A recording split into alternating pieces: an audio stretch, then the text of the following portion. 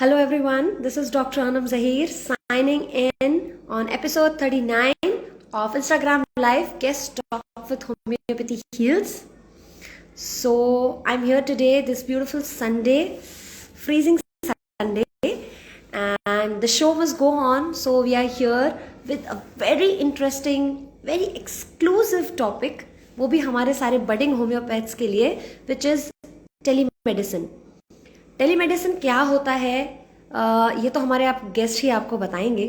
फिर भी मैं आपको बता दूं ये सेशन किन लोगों के लिए है, मैं ब्रीफ कर दूं आप लोगों को। ये सेशन उन बच्चों के लिए है, उन बड़े होम्योपैथ्स के लिए है जो कोविड की वजह से अपने प्रैक्टिस को बढ़ा नहीं पा रहे हैं, क्योंकि patients they are so scared to step out, clinic आना जाना। आप कैंप नहीं लगा सकते, आप गैदरिंग नहीं कर सकते, आप मास अवेयरनेस के प्रोग्राम्स नहीं कर सकते, तो आप अपने आप को पुट ऑन नहीं करते सोसाइटी के सामने। तो आज का सेशन आपके लिए है जो अपने प्रैक्टिस बढ़ाना चाहते हैं, वो भी लीगली।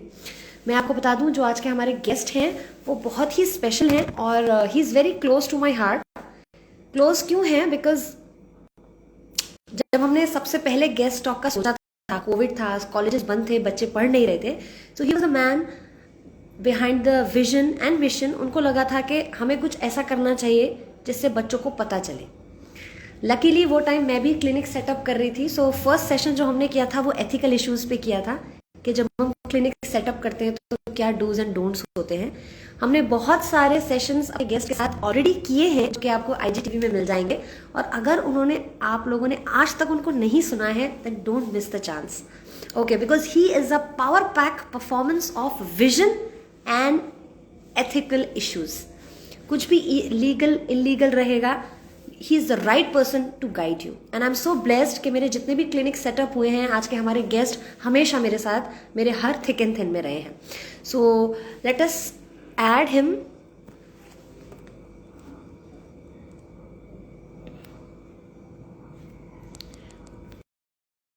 हमारे गेस्ट के साथ जोड़ दें।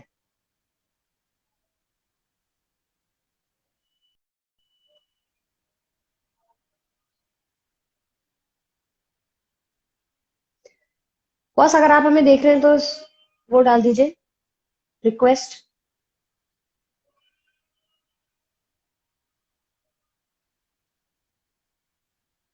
मुझे बहुत सारे फीडबैक्स आ रहे हैं इनबॉक्स में कि हमारा जो 2020 ये न्यू ईयर है वो बहुत धमाकेदार गेस्ट टॉक से शुरू हुआ है। Thank you so much.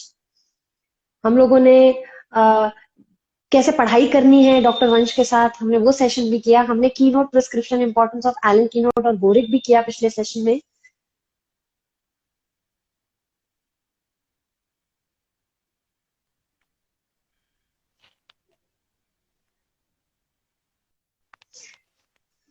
Very very good morning sir. Good morning, good morning, good morning to all of you. मैं तो खैर बॉस ही बोलती हूँ। बिल्कुल तो बिल्कुल बॉस ही बोलना जो चाहिए। लोग नहीं जानते हैं, मैं एक क्विक इंट्रोडक्शन हमारे गेस्ट स्पीकर का देती हूँ, पर unfortunately doctor SK Mishra boss हमारे साथ है जिनका क्विक इंट्रोडक्शन पॉसिबल ही नहीं है। बॉस मैं सोच रही हूँ एक बार इंस्टाग्राम लाइव करूँ आपके इंट्रोडक्शन के लिए, अरे नहीं नहीं ऐसा और नहीं है। अगला जो है वो पढ़ने के लिए। नहीं नहीं ऐसा नहीं है, ठीक है। तो ही is the alumni of doctor Bhimrao Ambedkar university. मेरा जो गवर्नमेंट मेडिकल कॉलेज था, he was alumni from the same college, and he is an associate professor in Department of FMT at reputed National Homeopathic Medical College under Nehru Government of India. Nehru He is exceptional, Nehru, sorry, Homeopathic Medical College. He is exceptional in academics, and he is, he is more into educating students. He gives more emphasis on medico-legal importance, identification, forensic use. He has exceptional knowledge of legal legislations required for homeopathic practitioners. He has worked over so many articles and research. He has conducted so many webinars, and this is the third time. I mean, it's completely मेरी खुशनसीबी है कि boss is here with the third session on guest talk with homeopathy heals. boss उन teachers में से है जो किसी भी स्टूडेंट को किसी भी टाइम कभी भी इग्नोर नहीं करते उनके क्वेश्चंस, सारे लीगल क्वेश्चंस उनका जवाब देते हैं। बॉस के बहुत सारे articles have been published. His paper published by forensic chemistry and toxicology in the authorship with faculty of Department of Forensic Medicine. He is the head department and appointed as expert member in the committee formed by Board of Homeopathic System of Medicine. He is also invited as expert in Lok Sabha TV for COVID discussion many times and on other news channels as well. So today you'll be listening to a celebrity homeopath, I must say. He is also facilitated by Homeo Healers New Delhi for considerable contribution in the field of homeopathy by Dr. V. Chauhan sir. His research projects coordinated in project efficacy of homeopathic medicine in lifestyle disorder.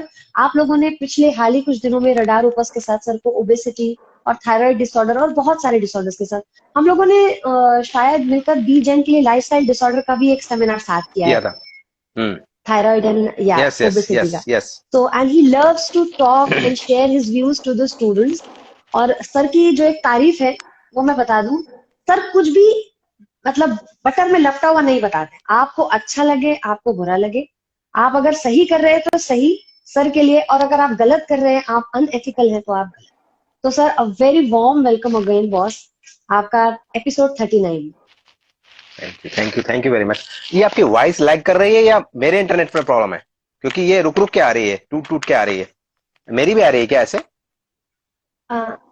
नहीं, आपकी तो clear है. Audience can you tell? Audience बताएंगे, audience बता सकते हैं. Boss audible please. क्योंकि आपकी एक लेवल के बाद ना क्रैक हो जा रही है वॉइस. मे बी हाँ, कोई नहीं, लेट अस स्टार्ट. बहुत ही अच्छा लगा. अपने क्वेश्चंस भी ड्रॉप कर दे. मैम की कट रही है लिख के आ रहा है कहीं हल्का सा, किसी ने लिखा है. या तो ब्लूटूथ का इशू तो नहीं है कहीं, उसमें कई बार लैग होता है. अभी आप बोले, कोई बात नहीं, अभी हम दोबारा अगर लगेगा तो बताऊंगा.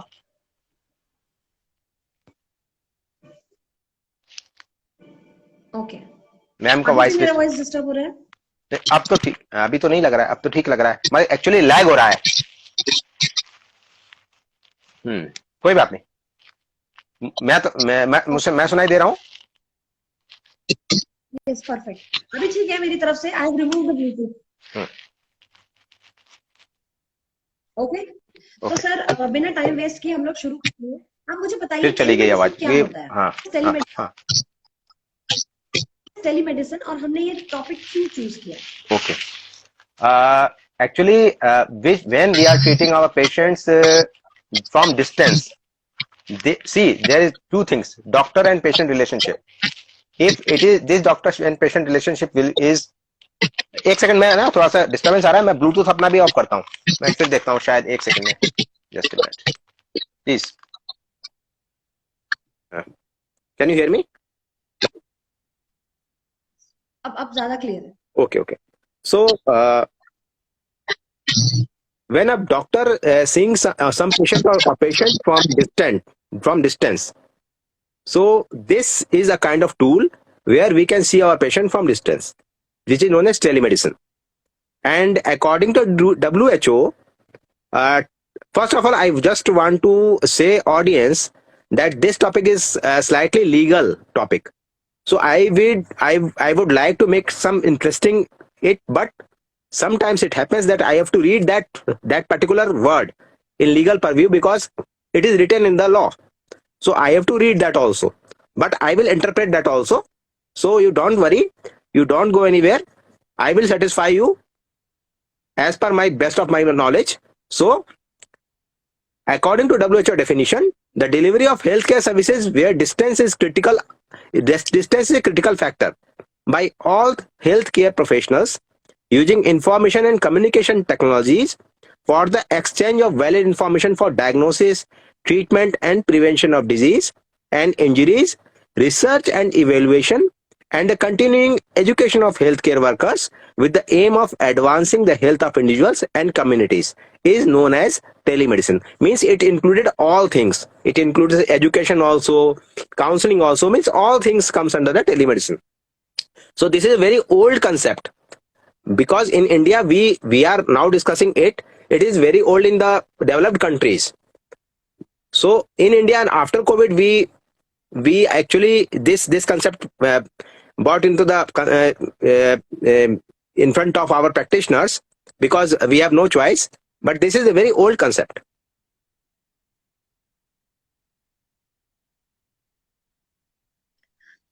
जैसे कि बॉस हम जानते हैं कि डॉक्टर्स के लिए ये बहुत ज्यादा इम्पोर्टेंट होता है कि वो अपने पेशेंट को एग्जामिन करे, देखे, हम्म। ascertain करे, परख करे। तो क्या ये टेलीमेडिसिन लीगल है, और अगर लीगल है तो कब से? हाँ, तो telemedicine practice guideline amendment came in 10th April 2020 by the then CCH, means Board of Governors. Board of governor था, तो सीसीएच डिमोलिश हो गया, या कहते हैं रिपेल हो गया, उनकी जगह एनसीएच आ गया हमारे यहाँ।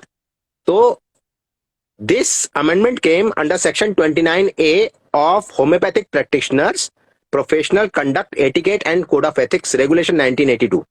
इसके अंडर में 29A इन्होंने ऐड किया है, जिसमें इन्होंने नाम दिया है कंसल्टेशन बाय मेडिसिन। तो this guideline came in force in 10th April 2020 and this will be in force till 3 years. Means after 3 years they will start some kind of course, or they will start some kind of I think diploma course or something else.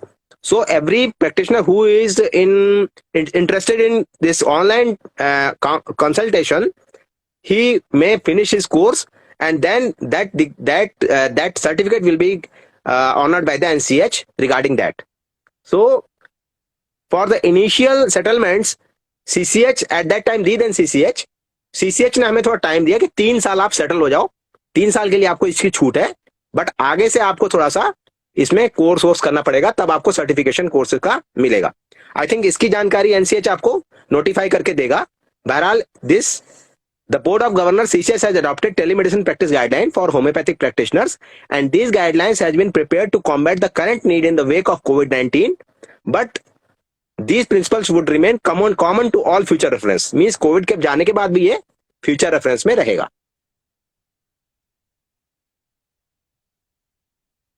Okay. Sir मेरा next question ये है कि फिर telemedicine का क्या purpose है, and what are the advantages of telemedicine? हमें क्या फायदा है? पर्पस और एडवांटेजेस थोड़ा सा एक दूसरे से मिलते जुलते हैं। The first purpose, the purpose of these guidelines to enable homeopathic practitioner to use telemedicine tools. सबसे पहली बात तो पहले टेलीमेडिसिन टूल को यूज कैसे करेंगे ये आपको आना चाहिए, इसका पर्पस है। Telemedicine will continue to grow and be adopted by more healthcare practitioners and patients in wide variety of forms. These guidelines will give practical advice to registered homeopathic practitioners. I will tell now onwards RHP.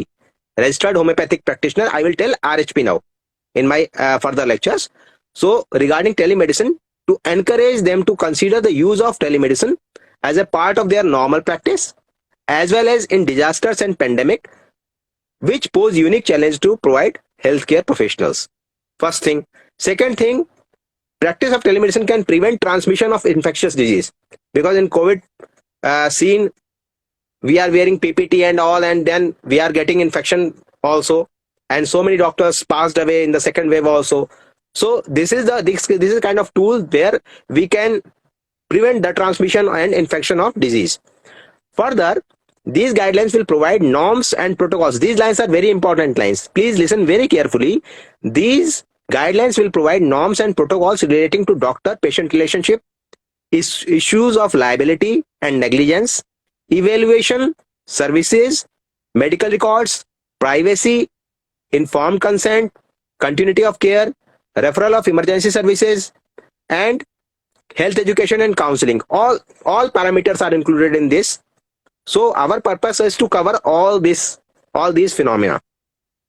Now, telemedicine will not only encourage social distancing, but after COVID also, the doctor may talk whenever he is out of city, out of station, to just remove the anxiety of the patients. So he can talk when he is out of city also, he can control him also.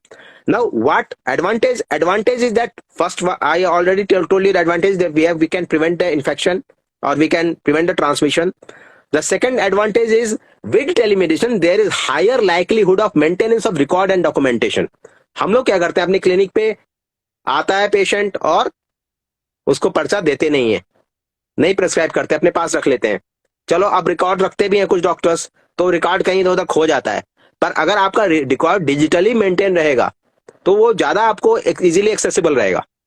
तो आप कोई भी एक ऐसा app, या ऐसे बहुत बाजार में टेलीमेडिसिन के ऐप्स आए हुए हैं, उसको आप एनरोल करो, लो उसको, देखो डेमोस का, देखो, ले सकते हो, तो आपकी हेडेक खत्म। एक बार आपने टेलीमेडिसिन एक पेशेंट पे कर दिया, वो एक आपके पास आपके क्लाउड में चला गया, then it is reserve for you, for your reference and for the legal sue also, because everything is recorded in that. So this is the best advantage of this telemedicine. So you can keep the records, maintenance of records and documentation. Further, it will reduce the burden on the secondary health system also. Secondary health care system पे burden को भी कम करता है। आप कुछ patients ऐसे होते हैं, आप ट्राई सिस्टम देखो, कुछ पेशेंट बहुत माइल्ड होते हैं, कुछ मॉडरेट होते हैं, कुछ सीवियर होते हैं, तो एटलीस्ट माइल्ड वाले पेशेंट्स तो आप ऐसे देख लोगे ना, तो कम से कम कुछ हेल्थ सिस्टम पे बर्डन कम होगा उसका, ये एडवांटेज है। तो ये बहुत सारे एडवांटेजेस हैं टेलीमेडिसिन से, जिससे कि हमें जो है इसकी जानकारी मिल सकती है। बहुत ही खूब, मतलब इतना तो मैंने भी नहीं सोचा था, मुझे तो ऐसा लगता था it's just business point of view, पर हाँ, हम लोगों की सेफ्टी, पेशेंट की सेफ्टी, इसके लिए भी बहुत बहुत अच्छा है। मेरा नेक्स्ट क्वेश्चन है, who is eligible for telemedicine? So कौन लोग टेलीमेडिसिन कर सकते हैं? Any registered homeopathic practitioner is entitled to provide telemedicine consultation patients from any part of India. अब रजिस्टर्ड होम्योपैथिक प्रैक्टिशनर का यह मतलब हो गया कि उसने इंटर्नशिप कंप्लीट कर ली हो और उसका परमानेंट रजिस्ट्रेशन आ गया हो। कई हमारे इंटर्न्स जो है वो टेलीमेडिसिन की प्रैक्टिस करनी शुरू कर देते हैं। भाई ठीक है, एंथुसियाज्म होता है कि हम भी डॉक्टर बने हैं नए नए, बट प्रोविजनल रजिस्ट्रेशन में आपको वो नहीं करना चाहिए, क्योंकि उसमें आपका जो है फिर लीगल सू का चांस होता है, क्योंकि आपको अपने को भी सेव करना है। आप बहुत अच्छे प्रेस्क्राइबर हो, बहुत विद्वान हो, अलग बात है, बट कभी कभी कहते हैं ना कि ऊंट पे बैठे आदमी को भी कुत्ता काट होता है, तो कभी कभी कुछ भी हो सकता है। तो इसलिए हमें ये ध्यान रखना है कि रजिस्टर्ड होम्योपैथिक प्रैक्टिशनर ही इस चीज के लिए एलिजिबल है। ठीक है। Second thing is just a minute, RFP using telemedicine shall uphold the same professional and ethical norm and standard as applicable to traditional in-person care within intrinsic limitations of telemedicine. Telemedicine के intrinsic limitation के under में रहते हुए उसको ये सारे काम करने हैं, और उसकी लिमिटेशन क्या होती है वो हम बाद में डिस्कस करेंगे, वो तब आपके सामने वो आएगा, है ना। In the interim period, the principle mentioned in these guidelines need to be followed. Thereafter, undergoing and qualifying such a course as prescribed by NCH or PCH will be essential prior to practice of telemedicine.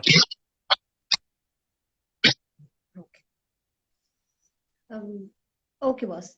और वो कहावत ये है कि वक्त बुरा हो तो ऊंट पे बैठे बौने को भी कुत्ता काट लेता है। सही बात है।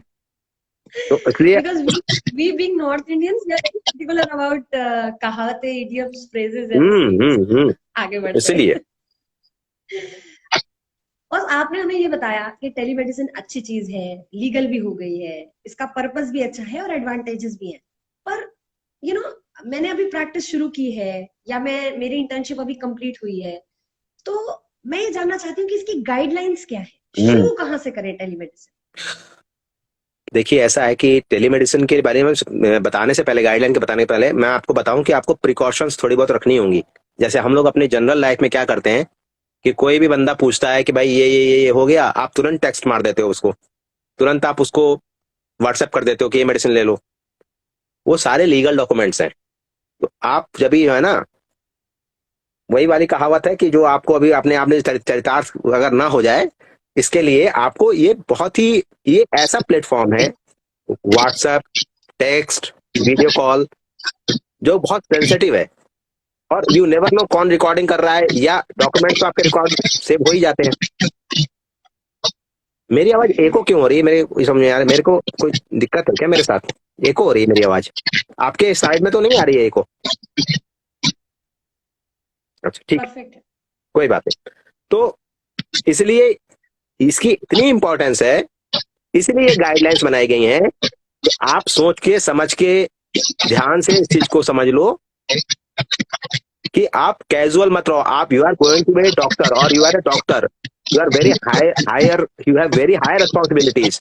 You are not kind of इस टाइप का कि भाई सड़क चलते चल रहे हो, ऐसा नहीं है। आप एक बहुत रेस्पॉन्सिबल पर्सन हो।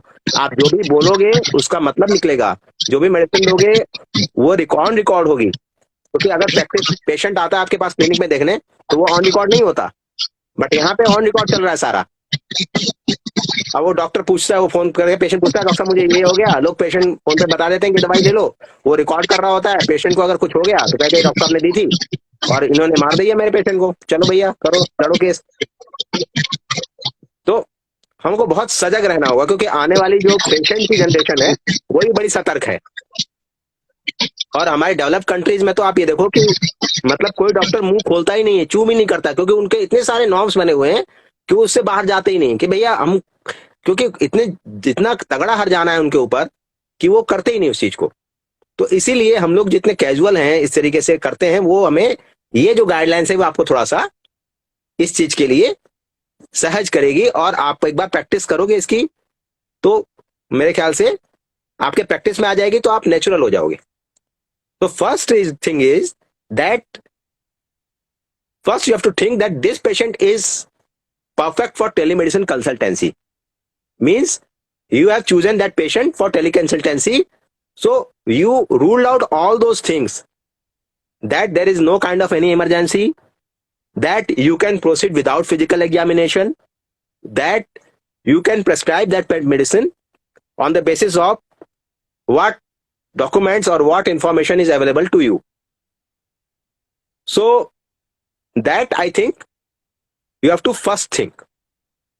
Telemedicine should be appropriate and sufficient as per context. They should be comfortable.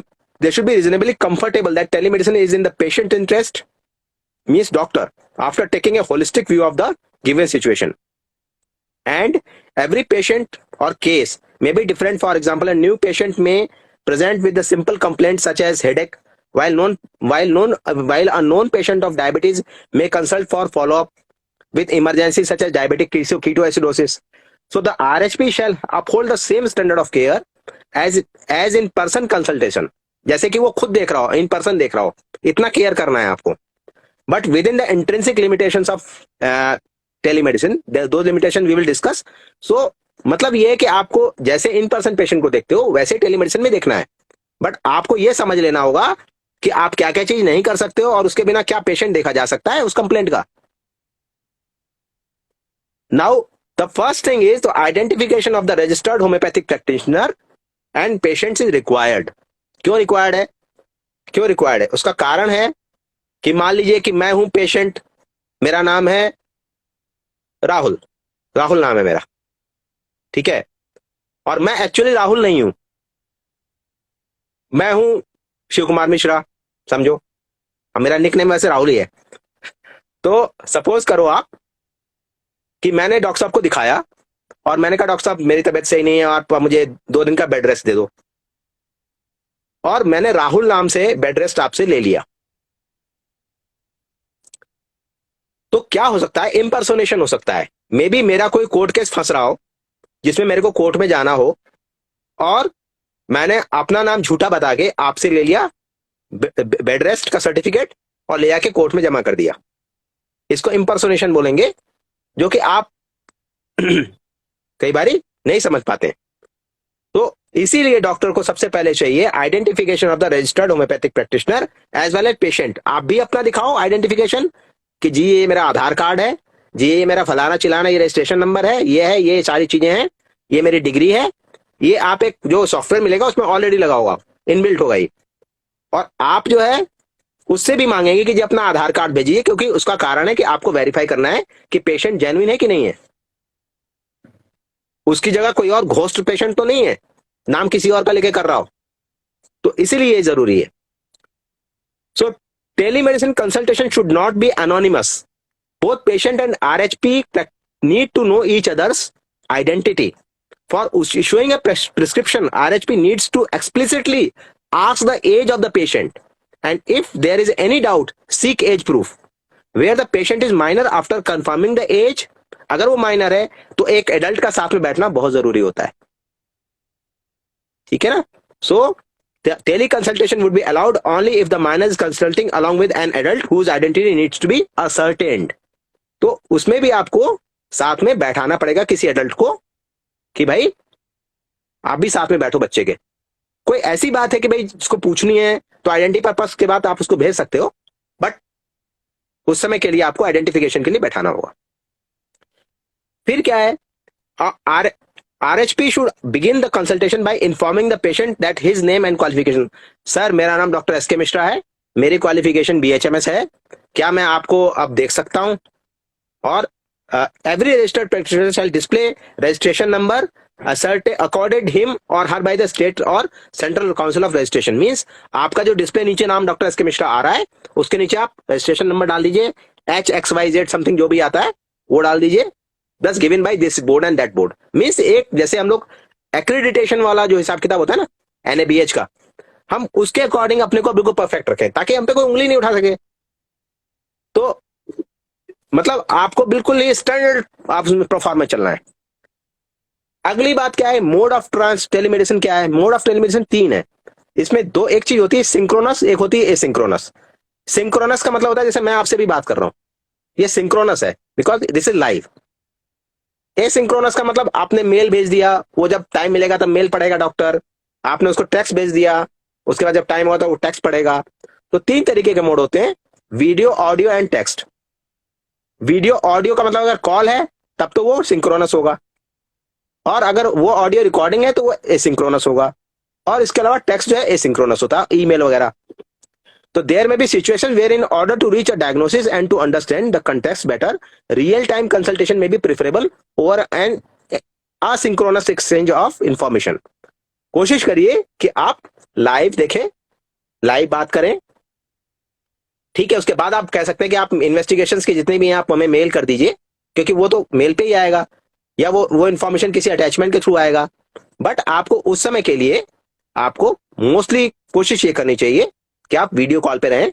हाँ, कभी कभी ऐसा होता है कि भाई सिग्नल नहीं पहुंच रहा, सारी चीजें हैं, तो आप इसको सोच सकते हो कि आप ऑडियो या टेक्स्ट मैसेज पे रहो, लेकिन हाँ जो भी करोगे वो ऑन रिकॉर्ड होगा, वो चीजें रिकॉर्डेड रहती हैं, चाहे आप किसी को मैसेज करो चाहे कुछ करो। अब आपको मोड बता दिया मैंने, अब मैंने डॉक्टर का रोल बता दिया। अब पेशेंट का भी एक रोल है, पेशेंट का रोल है इन्फॉर्म्ड कंसेंट का। इन्फॉर्म्ड कंसेंट मतलब कि पेशेंट कंसेंट दे रहा है कि हाँ जी आप हमें देखिए, क्योंकि आपने वो कहां ली, वो नहीं ली ना। तो हमने सेकंड ईयर में पढ़ा है बच्चों को, सेकंड ईयर वाले बच्चे हो सकता है जानते भी हो कि कंसेंट 2 तरीके की होती है, इन्फॉर्म्ड कंसेंट 2 तरीके की होती है, एक होती है इम्प्लाइड कंसेंट और एक होती है एक्सप्लिसिट कंसेंट। इम्प्लाइड कंसेंट में पेशेंट हमारे पास अपने आप आ रहा है, इसका मतलब उसकी कंसेंट है। तो if patient is approaching you from his side और her side, then it is implied consent. But फिर भी बेटरमेंट के लिए एक लाइन आप नीचे डाल दो, yes I consent to avail consultation via telemedicine. जो भी हो, एक उसके पास मैसेज आ जाए, वो क्लिक करके उसको सबमिट कर दे, ताकि आई एम एक अंडरटेकिंग हो गई कि yes I consent to avail consultation via telemedicine. तो RHP must record this in or her patient's record that already consent was taken at the time of interrogation or at the time of case taking. तो patient consent भी एक बहुत बड़ी चीज है ना। अगली चीज है exchange of information for patient evaluation. अब उसके बाद आपने जब उसका केस लेना शुरू किया, like history, examination finding, investigation reports, past reports जो भी हैं, पास जो भी चीजें हैं, आपने उससे पूरे केस टेकिंग जो होम्योपैथिक अपना होता है वो तो लंबा चौड़ा होता है, वो आपने लिया, उसके साथ सारी चीजें एक्सरसाइज करने के बाद the information can be supplemented through conversation with health care worker और प्रोवाइडर और by any information supported by the technology based tools. जो उनके अटेंडेंट हैं या तो वो भेज दें, या ऐसा हो सकता है कि भाई वो खुद भी आपको मेल कर दें। तो ये सारी इंफॉर्मेशन आपको अपने पास ले लेनी होंगी, इकट्ठी कर लेनी होंगी। और इसके अलावा अगर ये इंफॉर्मेशन आपको लगती है कि इनएडिक्वेट है, या लगता है कि पेशेंट हित में नहीं है, या लग रहा है कि पेशेंट को हम जज नहीं कर पाएंगे, सही नहीं कर पाएंगे, तो आप मना कर सकते हैं उस समय कि भाई इन रिपोर्टों से काम नहीं चल पा रहा और मैं अक्षम हूं आपका ट्रीटमेंट करने के लिए, क्योंकि ये इनसफिशिएंट इंफॉर्मेशन है। या तो आप मुझे फलाना फलाना टेस्ट करा के दो, इसकी रिपोर्ट दो, अदरवाइज मैं इसके बेसिस पे असमर्थ हो रहा हूं। I am not capable to prescribe any medicine on this basis of these documents provided by you. But ये हाँ मतलब ये कि प्रेस्क्राइब करने से सब दिमाग में रख लेना कि भाई क्या होता है, किस चीज में कौन सी इन्वेस्टिगेशन होती है, वो तुमने देखी कि नहीं देखी, या उसको बिना देखे दे दिया। क्योंकि यहाँ पे अभी 10 बाय 10 के कमरे में नहीं बैठे हो, यहाँ पे पूरा वर्ल्ड देखेगा उसको, रिकॉर्डिंग है वो। तो इसलिए आपको बहुत ही सही तरीके से, सटीक तरीके से किसी भी डिजीज के बारे में उससे इंक्वायरी करनी पड़ेगी।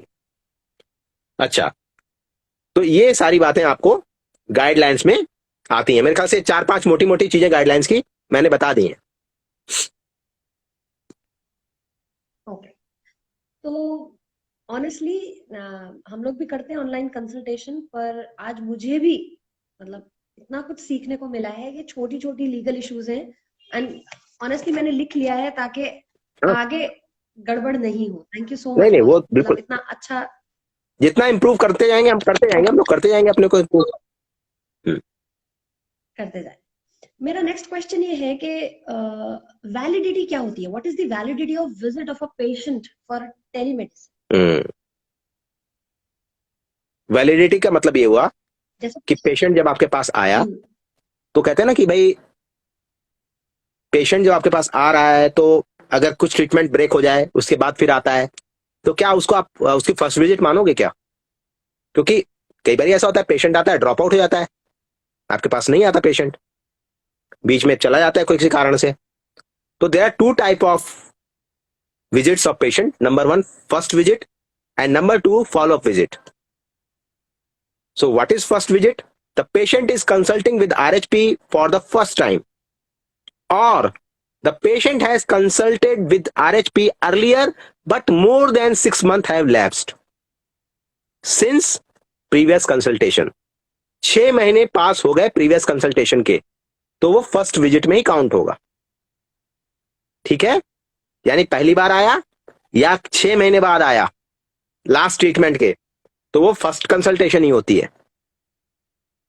दो अगर आपके पास रिकॉर्ड मेंटेन है दैट विल हेल्प, और the patient has consulted with registered RHP earlier but for a different health condition। अब नई हेल्थ कंडीशन आ गई कि जी आपका सर दर्द तो सही हो गया, अब मेरे को जो है ना पीसीओडी शुरू हो गई है, then it is also kind of first visit because the disease is totally changed, so this would be the first visit। okay, एक सिली क्वेश्चन है। हाँ पूछो पूछो। एक सिली क्वेश्चन वो है, एक्चुअली कुछ नहीं होता, सब आपके क्वेश्चन अलावा किसी को पूछ भी नहीं सकते। फर्स्ट 6 मंथ्स के बाद जब पेशेंट आता है तो उससे फर्स्ट कंसल्टेशन वाली फीस लेनी चाहिए या फॉलो अप फीस की बात करूंगा मैं, फीस की तो मैं बात करूंगा ना, वो तो आपके प्रोगेटिव है या आपके प्रोगेटिव है। आप तो वैसे भी लिख सकते हो ना, उसमें लिख भी दो आप अपने चैम्बर में फर्स्ट विजिट की ये फीस है, फॉलोअप की ये फीस है, और फर्स्ट विजिट की वैलिडिटी इतनी है एज पर फलाना फलाना सेक्शन के अकॉर्डिंग। खत्म हो गई कहानी।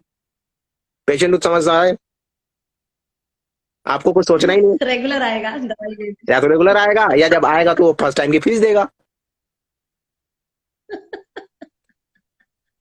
है कि नहीं? ये आपने कुछ ऐसी बात बताई जो हम सबके थोड़े से फायदे की है, क्योंकि मैं सच बता रही हूँ, होम्योपैथ और स्पेशली अपकमिंग होम्योपैथ्स की सर वो प्रॉब्लम है कि मतलब लोग मुझे इनबॉक्स आते हैं कि पेशेंट्स 200 रुपए भी नहीं देते, जो बच्चे घंटा घंटा भर बैठ के भी केस लेते हैं अपनी पूरी आग से, है ना, और 200 या 300 रुपए मांगने पर भी मतलब वो बोलते हैं कि अरे वो डॉक्टर तो 20 रुपए में दे रहा है, मतलब उन्हें ये सुनना पड़ता है कि वो बिल्कुल तो बिल्कुल 50 रुपए में दे रहा है। तो हम इसके बारे में भी आपसे बिल्कुल बिल्कुल प्रकाश पढ़वाएंगे।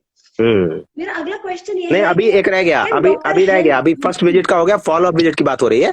तो फॉलो अप विजिट क्या है? The patient is consulting with same RHP with in 6 month. अगर विद 6 मंथ के अंदर में आ रहा है, आप जैसे जैसे बुला रहे हो आता जा रहा है, that is follow up visit. His previous in-person consultation, and this is for continuation care of same health. However, it will not be considered to follow up if there are new symptoms that are not in the spectrum of the same health condition। फिर वही वाली बात आ गई। और RHP do not recall the context of previous treatment and advice। पिछला उसको भूल गया या ऐसा लगता है कि भाई उसको याद नहीं आ रहा, 2 महीने बाद 3 महीने बाद आया, रिकॉर्ड अवेलेबल नहीं है, तो भी वो फॉलोअप में नहीं लेगा, उसको फर्स्ट विजिट में ले सकता है। इन केस अगर वो भूल जाता है, मिस कर जाता है रिकॉर्ड को, तो भी वो ले सकता है। तो जनरली या तो हेल्थ कंडीशन बिल्कुल अलग हो गई हो तो भी फर्स्ट विजिट में आएगा, वो फर्स्ट विजिट माना जाएगा। मान लो कोई डिजीज उसकी एक्नी सही हो गई, एक्नी सही हो गई, एक्नी मान लो 15 दिन में सही हो गई, ठीक है, 1 महीने बाद उसको कोई और चीज आई, तो उसकी फर्स्ट विजिट होगी वो, क्योंकि हेल्थ कंडीशन बिल्कुल डिफरेंट है। एमिनोरिया हो गया तो फर्स्ट विजिट हो गई, भाई उस समय डिजीज आपको कुछ और थी, इस समय कुछ और है। भाई राइट आई की सर्जरी कराने जाते हो तो लेफ्ट आई में क्या वो राइट आई के काउंट करता है क्या ऑप्थेल्मोलॉजिस्ट? प्रीवियस कंसल्टेंसी नहीं करता है ना। यहाँ तो एक आई से दूसरे आई में डिफरेंट में नहीं काउंट करता है। तो आपको भी अकॉर्डिंगली ऐसे ही करना चाहिए कि भाई फर्स्ट विजिट और फॉलो विजिट आपको पता होनी चाहिए कि कैसे हम उसको करें। हाँ जी, अब आप बताएं अपनी बात, क्या कह रहे थे? सर, आपके इस सवाल का जवाब सुन के मुझे और बहुत सारे होम्योपैथ्स को ऐसा लग रहा है कि हमारा भारी नुकसान हो गया है पिछले कुछ सालों में। चलो कुछ कुछ क्या कर सकते हैं, रॉयल्टी हमें दे देना। हमें बंद करना चाहिए था।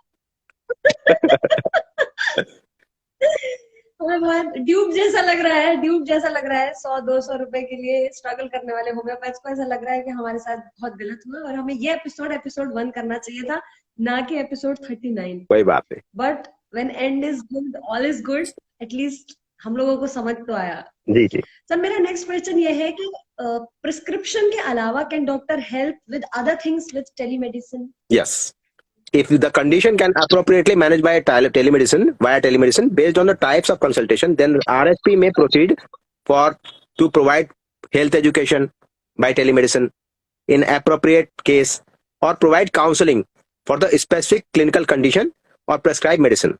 3 चीजें कर सकता है। एक तो हेल्थ एजुकेशन दे सकता है, ऑब्वियसली ये डिजीज पे डिपेंड करेगा। डायबिटिक होगा तो आप डाइट बताओगे, उसको एजुकेट करोगे।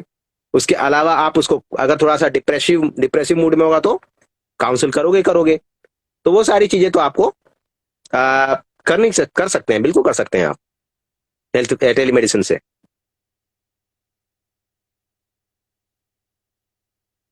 अगला सवाल बहुत ही आस्क्ड है, ऑडियंस ने भी बहुत ज्यादा पूछा है, तो हमें पूछना ही चाहिए। सर, लिमिटेशंस बताइए टेलीमेडिसिन कब नहीं करनी? टेलीमेडिसिन क्या है? Telemedicine has its own limitations for adequate examination. If a physical examination is critical for consultation, registered medical or homeopathic practitioner should not proceed until a physical examination can be arranged through in-person consultation। Means अगर मान लो किसी को abdominal colic हो रहा है, बहुत severe हो रहा है, ठीक है, तो आप तो एग्जामिन कर नहीं रहे हो कि किस रीजन में हो रहा है एब्डोमिन के, वो तो हाथ लगा के बता रहा है पेशेंट ऐसे हो रहा है वैसा हो रहा है। आपको कंसिस्टेंसी नहीं पता, हार्ड है कि सॉफ्ट है, टेंडरनेस में आपको रिबाउंड टेंडरनेस नहीं मिल रही देखने को, वो सब कैसे मिल रही, कुछ पता नहीं लग रहा आपको। तो वहां आपकी लिमिटेशन आ जाती है कि आप दो उसके रास्ते हैं। क्या बहुत टेक्निकल है काम, बहुत टेक्निकल है, तो अगर कोई आसपास डॉक्टर है उसको आप लूप में लेके उसकी कंसल्टेंसी को आप मान सकते हो कि आपने डॉक्टर साहब को बगल से बुलाया, बगल वाली क्लिनिक में है, उन्होंने देखा और उन्होंने बताया कि हाँ जी ये ऐसा लग रहा है, या अगर लैम्प इन ब्रेस्ट है तो ये हार्ड है कि सॉफ्ट है, ये, या कोई नर्सिंग असिस्टेंट या नर्सिंग कोई ऐसा हो। हालांकि नर्सिंग को हम एथिकल उसमें नहीं लेंगे, लीगल में नहीं लेंगे, अगर डॉक्टर होगा तो सही रहेगा। वो ये बताएगा कि भाई ये इसमें ये प्रॉब्लम आ रही है डॉक्टर साहब, अब आप दवाई इनको बता दो जो भी आप समझ सकते हो उचित, इनके ये चीज की, ये इस प्रॉब्लम में ये इसकी कंसिस्टेंसी है, ये ऐसी चीज है ऑन एग्जामिनेशन, ठीक है।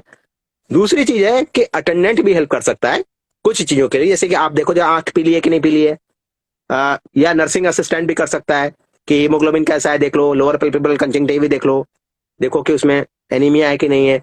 वो सारी चीजों में आपको अटेंडेंट इन पर्सन कंसल्टेशन में हेल्प कर सकता है, और तब आप इस लिमिटेशन को क्रॉस कर सकते हो कि आप उसको प्रिस्क्राइब कर सको। अगर नहीं है कोई तो आपको नहीं देखना चाहिए इन चीजों में, जहां पे कि बहुत क्रिटिकल सिचुएशन हो पेशेंट की, वहां आपको कहना ही होगा कि आप आपके आसपास जो भी नजदीक डॉक्टर हैं उनके पास फिजिकली प्रेजेंट होकर ही आपको दिखाना होगा। Whenever necessary, depending on professional judgment of RHP, he or she shall recommend video consultation, examination by the another RHP or health worker, or in-person consultation। The information required may vary from one RHP to another according to his professional experience and direction, because जब वो description को जब वो loop में आएगा दूसरा वाला, तो वो भी उतना रिस्पॉन्सिबल हो जाएगा, वो नहीं बच के भाग सकता है। इसको बोलते हैं doctrine of borrowed servant, doctrine of borrowed servant बोलते हैं। मतलब अगर आपने किसी को बोरो किया अपने क्लिनिक पे बैठने के लिए, जैसे आप मान लो कि जा रहे हो घूमने फिरने, और भाई 7 दिन क्लिनिक कौन चलाएगा, तो जो भी चलाएगा उस पर वो सारे मेडिकल प्रोफेशनल मिसकंडक्ट और प्रोफेशनल नेग्लिजेंस के केसेस अप्लाई होंगे जैसे कि उस डॉक्टर पे होते हैं। वो ये नहीं कि मैं फलाने डॉक्टर का क्लिनिक है तो मैं कुछ भी कर सकता हूं, अप्लाई उसी पे होगा जो वो कर रहा होगा उस समय। तो इसीलिए जो भी लूप में होगा उस पर भी वही चीज अप्लाई होगी, वो सारे स्टैंडर्ड्स और गाइडलाइंस सारी उस पर अप्लाई होंगी। RHP shall maintain records including case history, investigation report, images and as appropriate. मतलब ये सब चीजें उसको लिमिटेशन के साथ बाकी जितनी चीजें मिली उसको सबको मेंटेन करे। वो जो इन पर्सन कंसल्टेंसी हो रही है उसको भी रिकॉर्ड करे, उसको भी अपने पास रखे कि भाई फलाने डॉक्टर साहब ने ये इन्फॉर्मेशन दी थी, उसके बेसिस पे मैंने ये प्रेस्क्राइब किया। यानी कि उनका भी रोल है इसमें, है ना। अभी तो अब तक हमने की अच्छी बात, एडवांटेजेस, पर्पस, कितना इजीली करते हैं। अब थोड़ी सी कड़वी बात करते हैं। We have discussed about the limitation. I just want to know, is there any penalizing section for telemedication? Telemedicine के लिए कुछ पेनाल्टी या कुछ लीगल इश्यूज भी है? एक्चुअली क्या है ना, homeopathic physician professional conduct etiquette and code of ethics regulation 1982 का है, अमेंडमेंट उसमें होते रहे हैं रेगुलरली। उसमें एक प्रोविजन है सेक्शन 12A। सेक्शन 12A क्या कहता है? Act of negligence. No practitioner of homoeopathy shall wilfully commit an act of negligence that may deprive his patient of necessary medical care. पहले तो 12A समझ रहे हैं। A practitioner of homeopathy is expected to render that diligence and skill in the services as would be expected from another practitioner of homeopathy with similar qualification, experience and attainments. His act of commission or omission shall not be judged by any non-homeopathic standard or professional service expected of him, but by those standards are expected from a homeopath. His training, standing and experience, and a practitioner of homeopathy shall use any drug prepared according to homeopathic principles and adopt other necessary measures as required. ये 12A कहता है कि ये 3-4 बातें homeopathic practitioners पे apply होती हैं। अब अगर इसका वायलेशन करोगे, ड्रग्स एंड कॉस्मेटिक एक्ट के का वायलेट कर दिया आपने, कुछ भी वायलेट किया, तो सेक्शन 38 और 39 है homeopathic practitioner professional conduct etiquette code of ethics regulation का, वो अप्लाई करता है डॉक्टर पे। मतलब ये हुआ कि जो भी इन पर्सन पेनाल्टी है वो टेलीमेडिसिन पे भी वही अप्लाई होती है। इन पर्सन अगर आप मेडिकल नेग्लिजेंस कर रहे हो तो टेलीमेडिसिन में भी अगर मेडिकल नेग्लिजेंस करोगे तो आप पे ये अप्लाई होगा। आपको indianqanun.org पे जाके देखो टेलीमेडिसिन के कितने केसेस जो हैं पेनलाइज हुए हैं, आपको पता लग जाएगा। आई am not giving reference here. बहुत बहुत पॉपुलर केसेस हैं, बहुत पॉपुलर केसेस। एक दो एक्टर्स के बारे में भी हैं तो कि बहुत ही एम करके प्रेस्क्रिप्शन दे दिया, उसने खा लिया और था साइकोट्रोपिक सब्सटेंस, वो साइकोट्रोपिक में फंस गया। तो प्रोहिबिटेड मेडिसिन क्या है, एंड उसमें प्रोहिबिटेड मेडिसिन का भी रोल है टेलीमेडिसिन में, होम्योपैथी में। An RHP providing consultation via telemedicine can not prescribe medicine in this category. These medicines have high potential of abuse and could harm the patients or society at a large if used improperly. All homeopathic medicines containing poisonous substance in crude doses, including any narcotic or psychotropic substance listed in Narcotic Drug and Psychotropic Substance Act 1985, are not allowed to be prescribed. तो हालांकि हमारे जो NADPS act की medicine है वो ज्यादा नहीं, बहुत कम है, लेकिन आपको ये ध्यान रखना होगा कि ज्यादा सेंसिटिव या ज्यादा पॉइजनस मेडिसिन प्रेस्क्राइब करते समय ध्यान रखें। या तो आप पोटेंसी थोड़ी हाई रखो उसकी, ताकि उसमें हमें ये एक है कि भाई ड्रग में उसमें कोई क्रूड फॉर्म में है ही नहीं वो। तो इस चीज का आप ध्यान रखो कि जो भी कोई सेंसिटिव है, आप समझते हो कि जो मेडिसिन ज्यादा एग्रावेशन करती है, तो उस हिसाब से आपको थोड़ा सा कॉन्शियसली उसको प्रेस्क्राइब करना चाहिए। और बाकी पेनाल्टीज तो बहुत सारी हैं, जैसे पेनल इरेजर है, आपका नाम रजिस्टर से हटा देना। अगर आपकी और सीवियरिटी है, क्राइम में सीवियरिटी ऑफ क्राइम, तो आपके ऊपर क्रिमिनल ऑफेंस चल जाएगा। बहुत सारे हैं, वार्निंग नोटिस इशू होगा डिफरेंट बोर्ड से, उस पर तो अलग ही एक हो सकता है वेबिनार। बहुत सारे इसके पेनाल्टी सेक्शन होते हैं जो डॉक्टर के ऊपर होते हैं, वही टेलीमेडिसिन पे अप्लाई होंगे। वही कुछ पूछ भी रहे हैं शायद क्वेश्चन वगैरह। New I learn.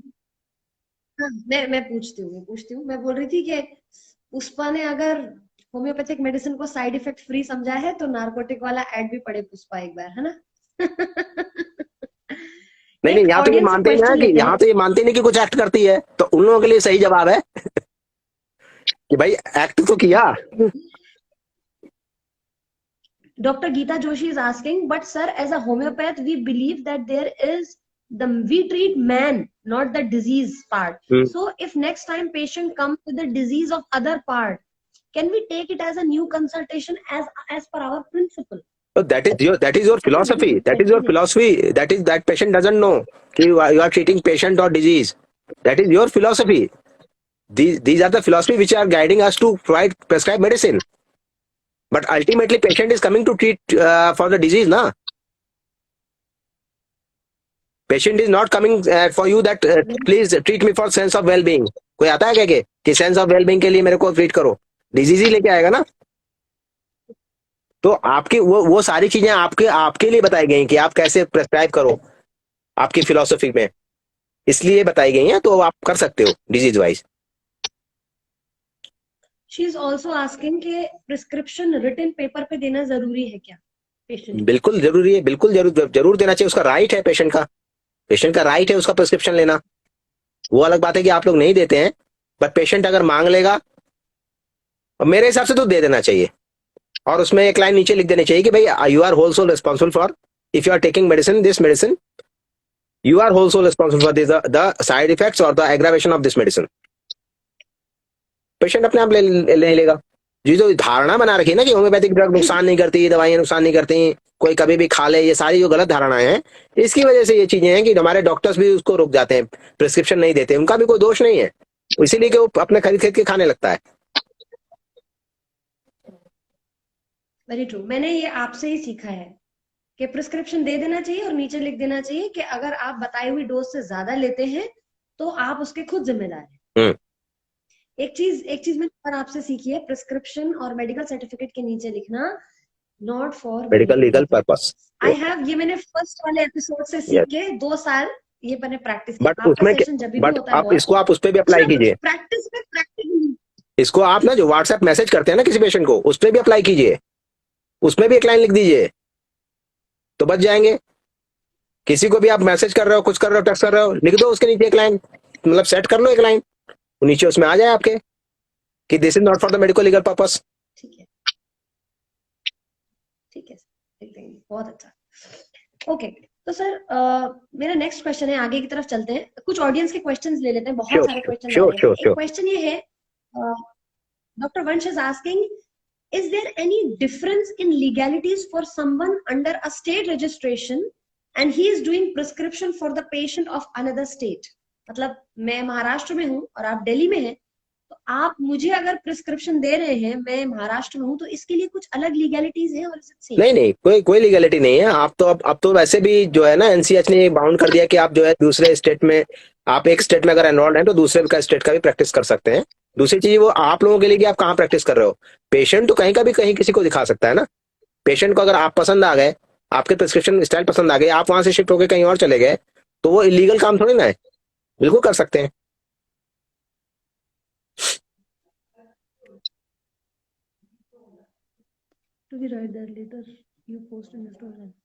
ओके, वो मैं लिख दूंगी, don't worry for the story, I will write. Sir एक क्वेश्चन है बहुत इंटरेस्टिंग, उसमें लिखा है, I not disclose the name, I am taking medicine from a homeopathic doctor in Kolkata who doesn't write medicine name, and when I ask for it, he just give me the medicine, है ना, without knowing the मतलब composition। तो sir इसके ऊपर थोड़ा प्रकाश डालिए, ऐसे बहुत सारे डॉक्टर्स करते हैं। तो आप जो है, बस ये है कि आपके अंदर अगर हिम्मत है उसको लीगल थ्रू करने की, तो आप कर दो कि नॉट प्रोवाइडिंग प्रिस्क्रिप्शन, आप उस पर लॉ सूट कर दो, फाइल कर दो। प्रॉब्लम क्या होती है, हमें प्रॉब्लम्स तो बहुत सारी दिखती हैं, बट उसके निदान के लिए हमें बहुत लड़ना पड़ता है। तो अगर आपके अंदर मादा है उसको करने का, तो करो, क्योंकि तो उसका राइट। आप पहले उसको एक प्रॉपर एक लेटर लिखो आप उसको कि जी मुझे इस डेट पे मैं आपके पास देखने आई थी, आप मुझे कृपया प्रिस्क्रिप्शन की कॉपी दे दीजिए, और वो उसको रिसीव कराओ। 15 दिन के अंदर मुझे प्रिस्क्रिप्शन की कॉपी दीजिए। 15 दिन आप वेट करिए, 15 दिन बाद अगर नहीं देते तो आप किसी भी उसको कोर्ट में कोर्ट के थ्रू आप उसको लेटर भिजवा सकते हो, अपने वकील के थ्रू भिजवा सकते हो कि मुझे प्रिस्क्रिप्शन की कॉपी चाहिए। तो ये तो पर्सन टू पर्सन वेरी करता है। एक्चुअली हम सब लोग लेट गो करते हैं ना कि छोड़ो जाने दो, कब कौन पड़ेगा इस पचड़े में, तो ये हो जाता है। Very true. ओके, मेरा नेक्स्ट क्वेश्चन ये है बॉस कि हमने टेलीमेडिसिन से पेशेंट लिया, पेशेंट का अच्छा सा केस लिया, हमने सारे इन्वेस्टिगेशंस कर लिए, केस टेकिंग कर लिया, अब क्या, नाउ नेक्स्ट? अब अगला ये है कि हमको प्रेस्क्राइब करना है, जैसे आप रेपर्टाइज करते हो, प्रेस्क्राइब करते हो। अब आपने सारा ले लिया, एनालिसिस एनालिसिस कर लिया, अब आपको मेडिसिन प्रेस्क्राइब करनी है।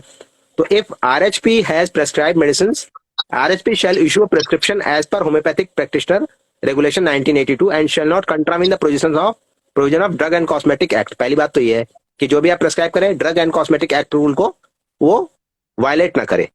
दूसरी चीज है, RHP shall provide a photo, scan, digital copy, a signed prescription और e-prescription to the patient via email और any messaging platform कि जी अब ये आपका प्रिस्क्रिप्शन है, ये पकड़ो, ये आपको मैं मेल कर रहा हूँ अटैचमेंट में, ठीक है, और ये आप अपने पास संभाल के रखना और आप अपने पास भी रखोगे। In case of RHP, practitioner is transmitting the prescription directly to pharmacy. He or she must ensure explicit consent of the patient that she entitles her to get the medicine dispensed from any pharmacy.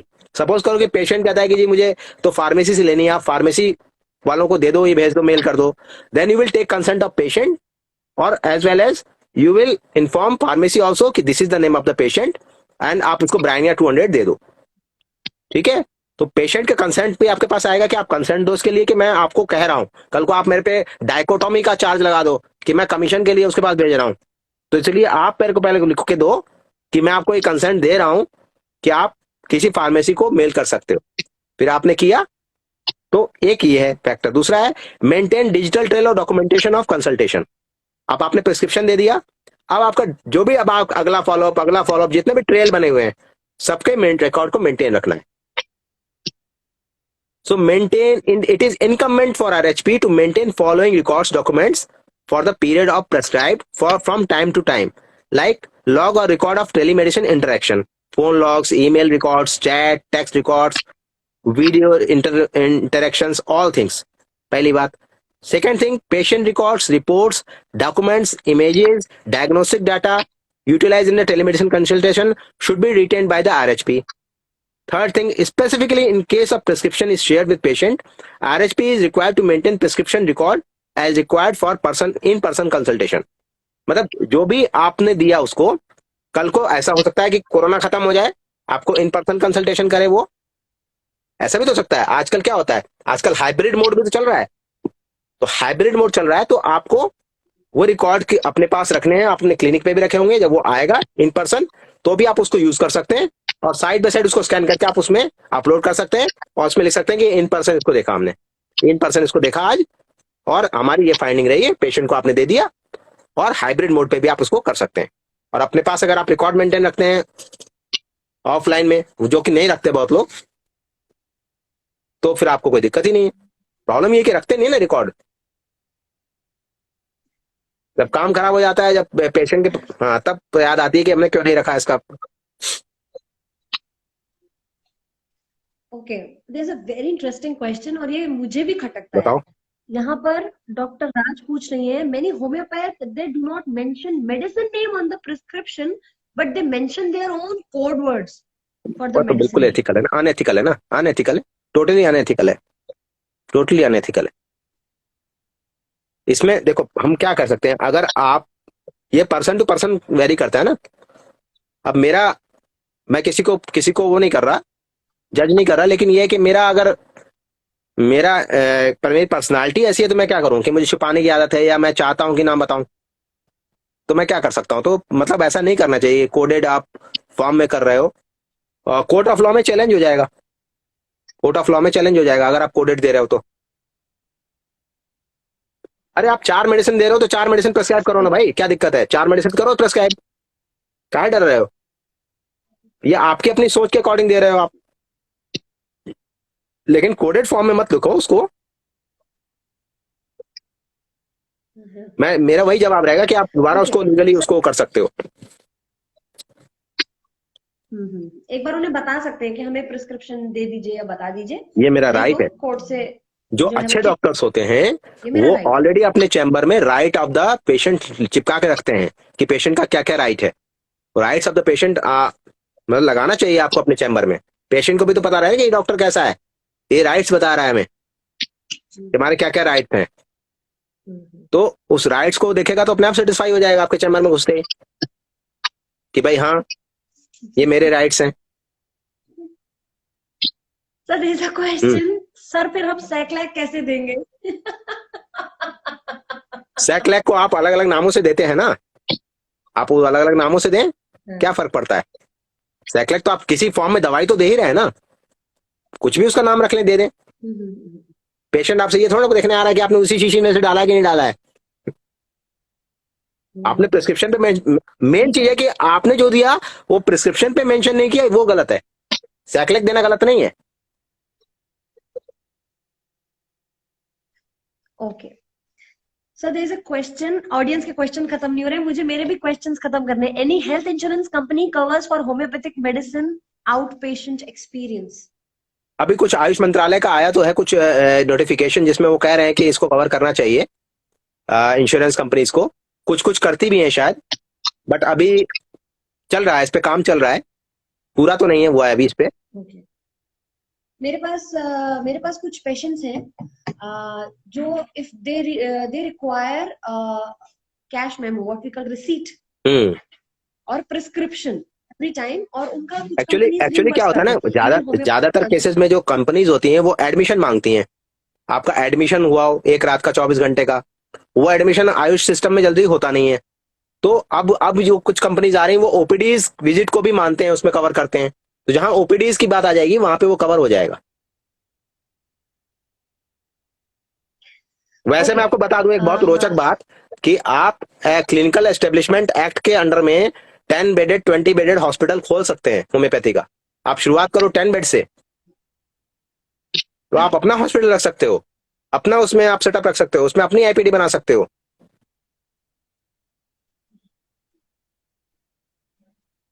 Sir गरीब 200 रुपए मुश्किल से देता है patient, sir आप hospital खोलने नहीं के भाई, सपने दिखा ऐसा रहे है, हैं, वो भी हर लाइव आदमी गरीब नहीं है ना। सोशल मीडिया हर आदमी प्लेटफॉर्म गरीब नहीं पर। है। जो मान लो 20 साल एक्सपीरियंस 30 साल एक्सपीरियंस लेके आया है, प्रैक्टिस कर रहा है, उसका पेशेंट ज्यादा है और वो जानना चाहता है कि मेडिसिन का क्या एक्शन है, तो अपने पास पेशेंट रख के देख सकता है, आईपीडी बना सकता है, हॉस्पिटल बना सकता है। इंडिया में है कम से कम 10-12 हॉस्पिटल तो मेरी जानकारी में है, जो प्योर होम्योपैथिक हॉस्पिटल है, प्राइवेट रन करते हैं। बिल्कुल करते हैं सर, मैं आपकी बात से बिल्कुल इत्तेफाक रखती हूँ। सर मेरा अगला क्वेश्चन बहुत ही इंटरेस्टिंग है और स्टूडेंट्स को भी बहुत ही मतलब दिलचस्प लगेगा, व्यूअर्स एकदम से बढ़ने वाले हैं। मैं ये जानना चाहती हूँ कि जो हम टेलीमेडिसिन ऑनलाइन कंसल्टेशन करते हैं, उनकी फीस लेने का कोई स्पेसिफिक रूल है क्या? हाँ, सो टेलीमेडिसिन कंसल्टेंसी जैसे मैंने आपको बताया कि पेनाल्टी प्रोविजन से लेकर के सारी चीजें जो आप इन पर्सन कंसल्टेंसी करते हैं वही रहती है ना। तो फीस कैसे बदल जाएगी? फीस भी आप वही रख सकते हो जो आप इन पर्सन कंसल्टेंसी में दे रखते हो। तो उसमें ऐसा कुछ नहीं है कि आप टेलीमेडिसिन कर रहे हो तो आप वो फीस नहीं रख सकते क्योंकि इन पर्सन नहीं देख रहे हो। Like telemedicine consultation should be treated the same way as in person consultation from fee perspective. RHP may charge an appropriate fee for telemedicine consultation provided. Even आप एड ऑन भी कर सकते हो कि जी मेरा नेट चार्ज भी लग रहा है या जो भी लग रहा है, आप एड ऑन भी कर सकते हो उसमें कि थोड़ा सा ये भी हो गया तो आप इसमें दे सकते हो, या मैं आपको कभी भी कहीं भी अवेलेबल हूं, ये भी एक आपको प्रिविलेज दे रहे हो पेशेंट को, तो उसमें भी आप कर सकते हो। But this is a total, ये आपका गेम है बिजनेस का, आप कैसे उसको ओरिएंट करते हो। RHP should also give an sir invoice or receipt for the fees charged for providing telemedicine based consultation। तो आपको जो है ना वो प्रोवाइड करनी होगी, जो भी आप चार्ज करते हो वो आपको उसकी रिसिप्ट प्रोवाइड करो, प्रॉपर ITR भरो, प्रॉपर गवर्नमेंट को भी पैसे दो, सब चीज नंबर 1 में करो, बिल्कुल फीस लो, क्यों नहीं लोगे? सर सर मेरा एक क्वेश्चन ये है कि मतलब patient calls for follow up कि हाँ अभी बेटर है, दवाई लेनी है नहीं लेनी है, आपने प्रॉपर फॉलो अप लिया, स्लीप एपेटाइट सब पूछा, और आपने पेशेंट को बोला कि 5 दिन दवाई और ले लो, है ना? तो सर पेशेंट बोलते हैं किस बात के फॉलो अप के पैसे, वही दवाई तो लेनी है, सर क्या कीजिएगा? नहीं नहीं, उसमें जो चक्कर होता है ना, बेस ही गलत है ना आपका। प्रॉब्लम ये है कि आप लोग प्रिस्क्रिप्शन के पैसे नहीं लेते हो, आप लोग दवाई के पैसे लेते हो। सबसे बड़ी प्रॉब्लम ये है, आप पैसे लीजिए प्रिस्क्रिप्शन के और दवाई का अलग रखिए। आप पेशेंट को स्वतंत्र रखिए कि दवाई आपके यहां से ले कि बाहर से ले। This is your charge for 5 days, means 100 या 200 रुपीज जो भी है, this is the charge 5 for 100 rupees charge और 200 rupees for 5 days। After 5 days what if I will consult you after the renewal of my fees. Means अगर first visit की मैं 300 रखता हूं, सेकंड विजिट की मैंने 200 कर ली, ठीक है? तो जब भी सेकंड विजिट होगी या फॉलोअप विजिट होगी, 5 days के बाद वो एक्सपायर हो जाएगा। जैसे आप रिचार्ज कराते हो कूपन, क्या होता है? वैलिडिटी होती है ना, वैलिडिटी एक्सपायर हो गई। प्रॉब्लम क्या होती है, आप पेशेंट को ये लगता है कि जी आप तो दवाई के पैसे ले रहे हो, कंसल्टेंसी तो फ्री में है, इसीलिए आपका बेवकूफ कटता है, क्योंकि आप 2-2 घंटे उससे बात करते रहते हो और वो सोचता है कि वो 100-200 रुपए की जो दवाई लेके जा रहा है वो दवाई के पैसे हैं, कंसल्टेंसी के नहीं है। तो आपको ये क्लियर करना पड़ेगा। और मैं कहता हूं कि हर डॉक्टर को कंसल्टेंसी चार्ज जरूर लेना चाहिए। और वो मेंशन करना चाहिए आपको चैम्बर में कि आपकी कंसल्टेंसी ये है और मेडिसिन पर डे चार्ज ये है। आप दोनों को इंटरमिंगल करके अब आप ही उसको सस्ता बनाने पे तुले हुए हो, तो वो पेशेंट क्या करे? तो आपको इस तरीके का कुछ अरेंजमेंट करना है। दो, आपको ये भी है कि भाई जनरल पब्लिक के इंटरेस्ट में भी काम करना है, इतना हाई फाई भी नहीं करना है कि भाई एक आम सामान्य व्यक्ति ना ले पाए उसको। लेकिन आपको ये भी देखना है कि भाई आप अपना दिमाग लगा के तो मेडिसिन निकाल रहे हो। मेडिसिन तो कोई भी तो टूल है, कोई भी लाके दे देगा, पर आप तो अपना ब्रेन अप्लाई कर रहे हो ना, उसकी फीस ले रहे हो ना यार। आप ये थोड़ा ना कि भाई आप मेडिसिन की फीस दे रहे हो। तो पेशेंट को ये क्लियर करना जरूरी है कि आप प्रिस्क्रिप्शन के पैसे ले रहे हैं, तो दवाई वही चले नहीं चले ये बता कौन रहा है? मेरा दिमाग बता रहा है कि वही चले कि ना चले, तो वही चले बताने के लिए भी पैसे मैं ही लूंगा। मैं आपको नहीं बताऊं कि क्या करना है आगे, फिर क्या होगा? तो इसीलिए मैं अपने अपने दिमाग का चार्ज कर रहा हूं। आई समझ में बात? Very much inciting, very much inciting. Sir आपका जब भी सेशन हुआ है ना, तो मेरे जैसे बहुत सारे स्टूडेंट्स का ना बिजनेस एथिकली ग्रो हुआ है, लीगली ग्रो हुआ है। और मैं एक बात जब आपका और यहाँ सेशन पे एक हुआ चीज है। कहना चाहूंगा कि जो हमारे बडिंग होम्योपैथ्स हैं या बडिंग प्रैक्टिशनर्स हैं, ठीक है, आपको फीस के बारे में सोचना आपका राइट है, आप फीस के बारे में सोचिए। आप 200 रुपए भी नहीं कमा पा रहे हैं, पेशेंट आपसे ऐसे बोल रहा है वैसे बोल रहा है, वो सारी बातें सही है। बट मैं देखता हूं कि बहुत सारे प्रैक्टिशनर्स मेहनत कम करते हैं और आकांक्षा बहुत होती है। हम अपने पूरे BHMS टाइम में कितना पढ़ाई करते हैं? बहुत बहुत अच्छा नहीं करते हैं। हम कितने एग्जामिनेशंस कर लेते हैं, कितने पेशेंट्स देख लेते हैं, कितनी देर ओपीडी में टिक के बैठ पाते हैं? ओपीडी में हमसे पेशेंट बैठ भरे होते हैं, हमारा इंटर्न जो है इधर उधर डोल रहा होता है वहां पे, उसको बैठ के टिक के 4 घंटे बैठा ही नहीं जाता। मैंने कहा बेटा तू यहाँ नहीं बैठ रहा है 4 घंटा, तो तू क्लिनिक पे कैसे बैठेगा? तो आप पहले अपने को इंट्रोस्पेक्ट कर लो कि क्या आप उस लेवल के हो जो आप अपने सीनियर्स को, जो आपसे 20 साल 30 साल सीनियर हैं, वो प्रैक्टिस करते हैं और आप देखते हो कि उनके पास गाड़ी है, बंगला है, सारी चीजें हैं, वो कैसे आई है? मेहनत करके आई है भाई, वो कैसे आई है? आपने आपने जो भी नॉलेज आपकी है वो आप उसको बढ़ाइए और इस दिशा में प्रयास कीजिए कि पेशेंट ठीक हो, रादर देन ठीक है वो धीरे धीरे जब आप सही करोगे तो आपके पास ही आएगा। और कुछ अपनी यूएसपी रखो और प्रैक्टिशनर से आपकी अलग हो, कुछ यूएसपी कुछ अलग रखो। अलग जैसे या तो किसी specialization in a particular field, कुछ आप किसी चीज के स्पेशलिस्ट बनो जिसको उसमें ज्यादा आप उस पर तवज्जो दो, या जैसे आपके बात करने का तरीका है, जैसे आपकी टेलीमेडिसिन वाली बात मैंने कही, या जो आपके एथिकल इश्यूज हैं, ये आपको औरों से अलग कर सकते हैं। हाँ भाई डॉक्टर साहब के चैम्बर में घुसे तो राइट लिखा हुआ है, सब कुछ लिखा हुआ है, ये तरीके की चीजें। पेशेंट से बात करने का तरीका, कम्युनिकेशन का तरीका, ये आपकी यूएसपी हो सकती है। कई डॉक्टर सुनते नहीं बात पेशेंट्स को, होम्योपैथिक डॉक्टर भी नहीं सुनते हैं, बस करके दे देते हैं। तो आप देखो ना, आप अपने को कैसे अपनी पर्सनालिटी को डेवलप कर सकते हो, उसके हिसाब से आप जो है आगे बढ़ सकते हो। और मेरा एक ही रूल है कि किसी का कोई गॉड फादर नहीं है होम्योपैथी में, सब अपने अपने एक्सपीरियंस से सीख रहे हैं। तो चिड़िया जैसे अपने बच्चों को धकेल देती है ना कि अब जाओ उड़ो, एक बार उड़ा के, उसी तरीके से टीचर का काम है, धक्का दिया निकलो बाहर BHMS करके, अब उड़ो। हम लोग कभी कभार थोड़ा बहुत गाइड कर सकते हैं, बट करना आप लोगों को ही है। बिल्कुल सही सर, बिल्कुल सही। मतलब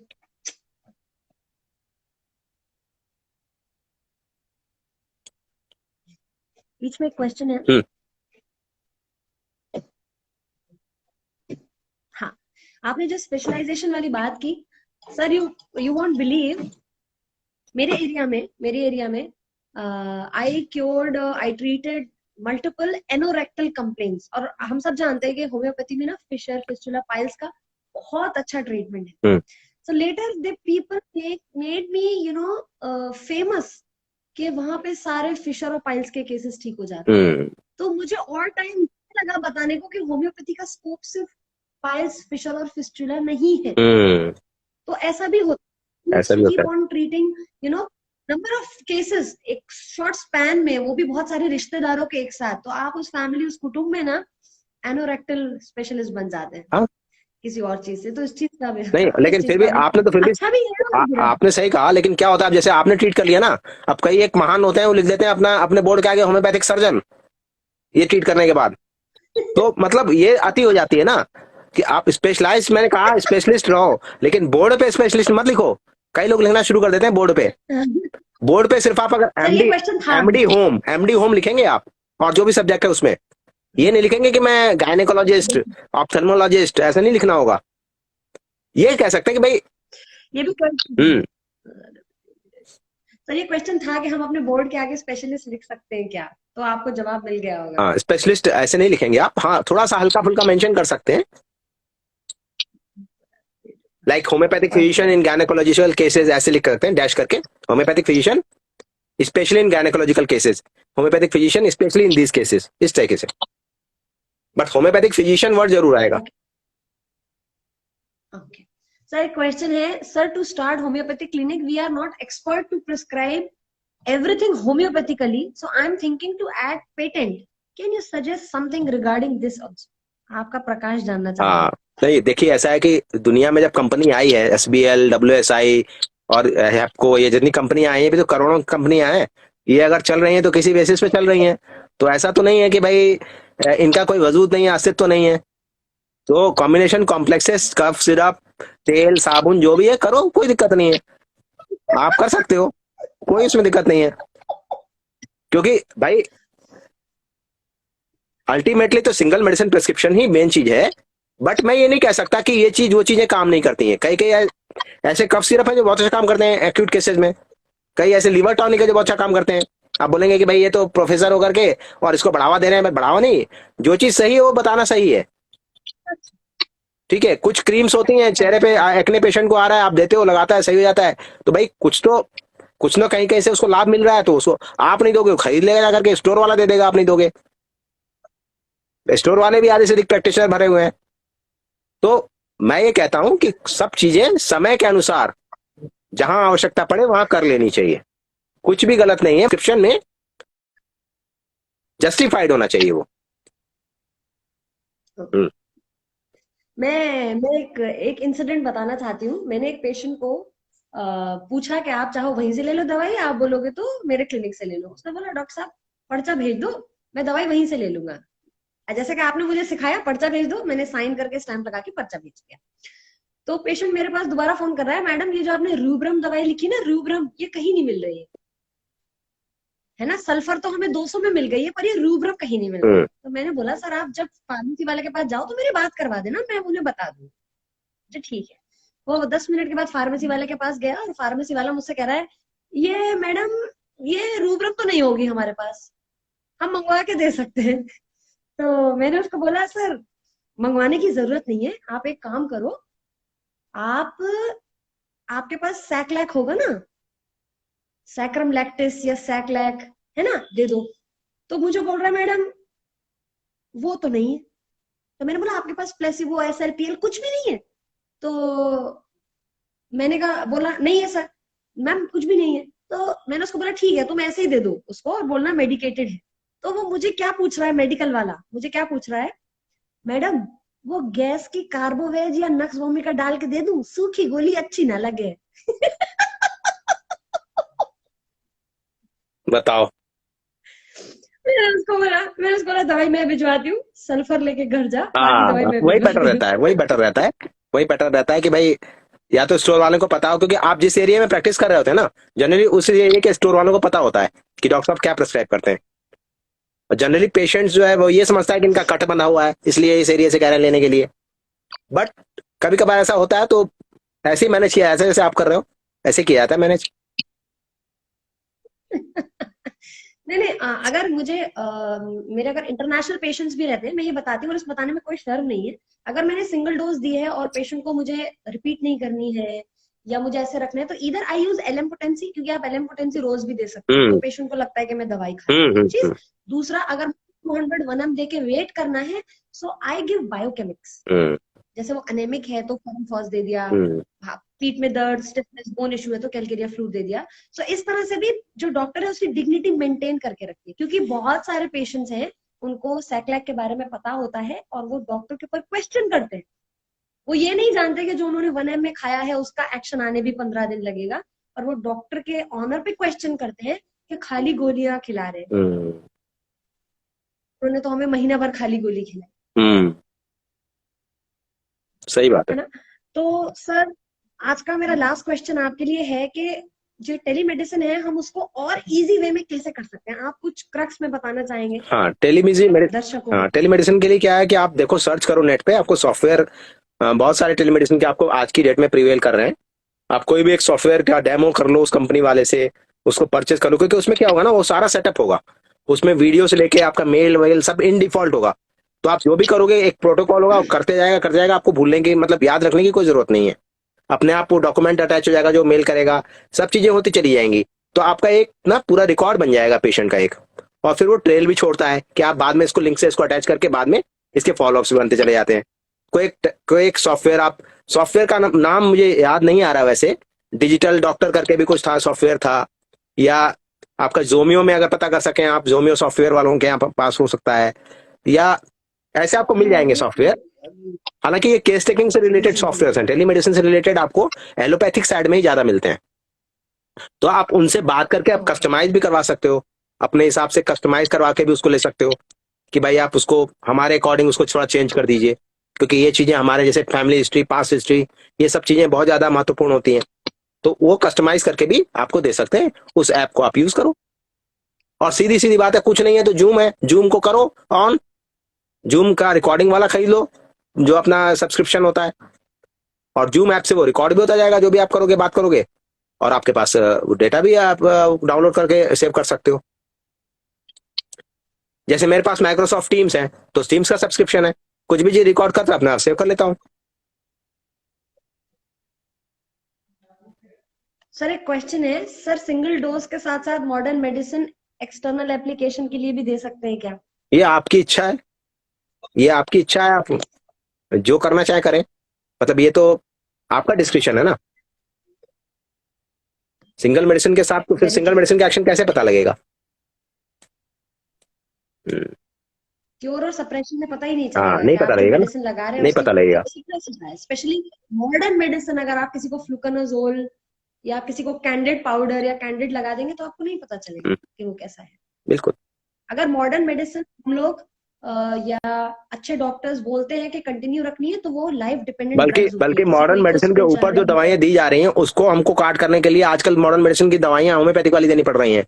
जैसे कोई पेशेंट अगर सिट्रीजिन लेकर के आ रहा है 6 या 7 महीने से, तो उसको मुझे हिस्टामिन 30 देनी पड़ती है। हिस्टामिन 30 देने के बाद उसको काफी उसका जो वो होता है, जो भी उसके साइड इफेक्ट्स हैं वो कम हो जाते हैं। इसी तरीके से कोट्राइमेक्साजोल 30 देनी पड़ती है। इसी तरीके से आपको जो है ये अभी आपके जो स्टेरॉइड डिपेंडेंसी वाले जितने केसेस थे कोविड के बाद, तो कॉर्टिसोन 30 देनी पड़ती है।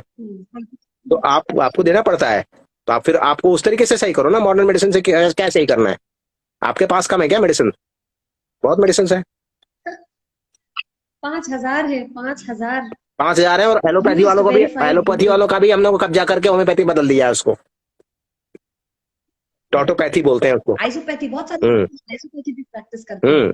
आई हैव सीन, अगर पेशेंट्स आते हैं, बहुत सारे प्रैक्टिशनर्स ऐसे हैं, मैं नाम नहीं लूंगी, कि उन्होंने कहा जी हम ये दवाई, ये पत्ता खा रहे थे, तो वो दवाई लेके उसे पोटेंटाइज करके उसकी पोटेंसी फार्मेसी में बना के वो देते हैं, वंडरफुल रिजल्ट्स। बिल्कुल बिल्कुल, रिसर्चेस चल रही है। क्योंकि हमें ध्यान रखना होगा, हम जो भी प्रेस्क्राइब करें, जैसे विटामिन वगैरह भी प्रेस्क्राइब करते हैं डॉक्टर्स, तो उसकी भी एक लिमिट होनी चाहिए। हाइपर विटामिनोसिस ना हो जाए पेशेंट को, हाइपर कैल्सीमिया ना हो जाए, कैल्शियम आयरन खाए पड़ा है। क्योंकि हमारे यहाँ देखो आप, मेडिसिन है, abuse of mercury, abuse of iron, abuse of sugar, बहुत सारी मेडिसिन है। Very true. तो मैं सभी ऑडियंस को बता दूं कि लीगल इश्यूज, क्लिनिकल सेटअप करना हो आपको, सही गलत आप किसी केस में फंस जाए, मैं जाते जाते एक केस भी बताऊंगी जहां मैं फंसी थी और मुझे मिश्रा बॉस ने वहां से कैसे निकाला है। ऐसा नहीं है कि हम सब हंसते नहीं है या हमारे साथ कुछ गलत बुरा होता नहीं है या लोग हमारा बुरा नहीं चाहते। ये आप जो देखते हैं सोशल मीडिया पे, वो सिर्फ अच्छा गोल्डन देखते हैं। आप लोग डार्क साइड, ब्लैक साइड नहीं देखते, क्योंकि कोई दिखाता नहीं है। मैं बताऊंगी आपको।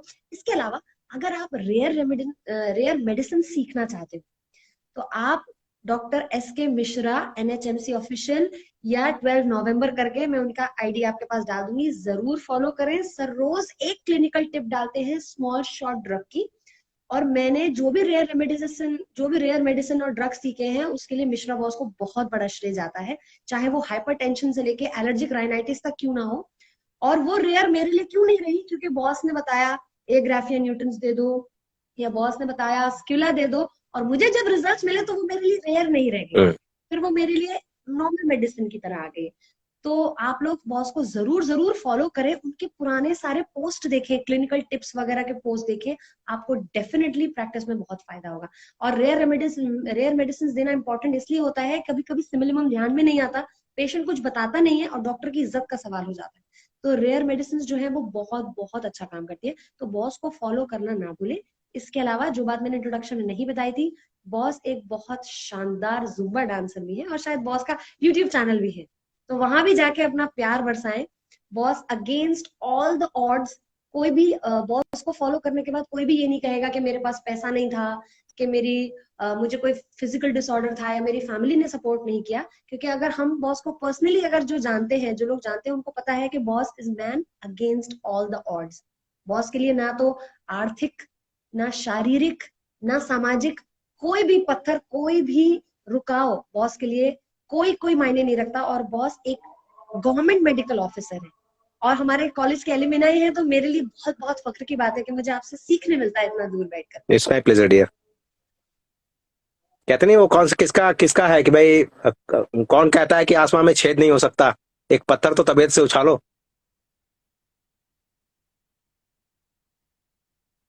तो आप लास्ट क्लोजिंग अपने व्यूज बता सकते हैं बॉस, कि आपको कैसा आपको लगा कुछ आज का शायद सेशन आपको करके? दर्शकों को कुछ बताना था, शायद अपना एक्सपीरियंस, शायद कुछ कह रहे थे आप कि कहीं गाइड किया था। हाँ, वो छूट रहा था पोर्शन। हाँ, मैं बताती हूँ, ये बात 2 साल पहले की है। मेरे पास एक पेशेंट था, ऑनलाइन कंसल्टेशन ही था और उसका थायराइड का ट्रीटमेंट चल रहा था। उसका थायराइड का ट्रीटमेंट, उसने 3 महीने मेडिसिन ली और हम लोग कैसे वीन ऑफ कराते हैं कि एलोपैथिक मेडिसिन पे रखते हैं, मेडिसिन देते हैं, टेस्ट कराते हैं, बेटर आ जाता है तो एलोपैथिक मेडिसिन थोड़ा थोड़ा करके छोड़ा। दुर्भाग्यवश उसने एलोपैथिक मेडिसिन सडनली छोड़ दी और सिर्फ होम्योपैथिक पर रहा और उसने मुझे बताया नहीं। 3 महीने के बाद जब उसने टेस्ट करवाया तो उसकी रिपोर्ट जो है वो एनॉर्मसली TSH हाई था। ओके, और उसने फोन करके या टेक्स्ट करके उसने मुझे बोला कि ये तो ऐसे हो गया, ऐसे हो गया, आपने क्या कर दिया, आपने क्या कर दिया। Okay, new to my practice I got scared कि मुझे पर्चा चाहिए, मुझे ये चाहिए, मुझे वो चाहिए। तब मुझे कोई समझ में नहीं आया। आई कॉल्ड मिश्रा बॉस और मैंने उनको बोला, बॉस आपको याद होगा जनवरी की बात है, 2 साल पहले जनवरी की बात है, सर्दी हो गया। मैंने बोला बॉस ऐसा ऐसा हो गया है और पेशेंट इज बिहाइंड मी, मतलब ऐसे बोल रहा है, ऐसे बोल रहा है, ऐसे बोल रहा है। बॉस बोला कुछ नहीं करना है, उसके प्रिस्क्रिप्शन का फोटो खींचो, नीचे लिखो not for medico legal purpose, और उसको लिखो कि ये तुम्हारी दवाई है और तुमने अगर इसके अलावा कुछ और दवाई खाई और तुम जहां चाहो वहां ट्रीटमेंट ले सकते हो, ये तुम्हारा अपना राइट है, होम्योपैथिक या एलोपैथिक। और वो उसको स्कैन करके PDF भेज दो। प्रिस्क्रिप्शन पे तुम्हारा रजिस्ट्रेशन नंबर, तुम्हारा ईमेल आईडी, तुम्हारा एड्रेस होना चाहिए। By the grace of God it doesn't become a legal issue and patient did not showed up. So तब मुझे पता चला कि होम्योपैथिक प्रैक्टिस में भी we need legal issues and ethical issues as well. आपको अपने राइट्स की, अपने ड्यूटीज की जानकारी होनी चाहिए। बिल्कुल। तो ये लाइव है, मतलब ऐसा नहीं है कि जो हम पढ़ रहे हैं या जो आप हमें बता रहे हैं वो हाइपोथेटिकल है कि हमारे ऊपर कभी कोई केस ही नहीं होगा या हमारे ऊपर कोई पेशेंट फायर बैक नहीं करेगा। उनका भी हक है, उनकी भी हेल्थ, ये भी उनके राइट्स हैं। बिल्कुल बिल्कुल सो हमें खुद एथिकल होके चलना चाहिए। बिल्कुल सही बात है। और जो जो आप कर रहे हैं ऑलरेडी उसी में उसको ही तो थोड़ा सा एनहेंस करना है। कोई ऐसी नई चीज तो कर नहीं रहे, कोई इसमें आपको मेटेरियल मेडिका तो सीखनी नहीं है। तो जो आप कर रहे हैं ऑलरेडी उसमें थोड़ा सा आपको अलर्ट रहना है, विजिलेंट रहना है। तो मुझे बहुत आज अच्छा लगा बात करके और मेरे अपने उद्गार व्यक्त किए यहाँ बहुत सारे, और मुझे लगा कि भाई मुझे सुना गया, बातें सुनी गई और इम्पोर्टेंस दी गई, क्योंकि इन बातों की इम्पोर्टेंस बहुत ज्यादा है और जनरली लोग देते नहीं है। तो मुझे आज लग रहा है कि भाई मेरे जो दर्शक गण हैं, ऑडियंस है, उनको कुछ लाभ प्राप्त हुआ होगा इन चीजों से। और फर्दर अगर उनको कोई भी गाइडेंस है तो they can DM me also, they can DM doctor Anum also, तो वो मेरे को भेज देंगे, जैसे भी होगा मैं हेल्प करूंगा। मैं हमेशा और बच्चों की भी हेल्प करता हूँ, जिनके भी कुछ क्वेरीज होती है मैं उनको बता देता हूँ।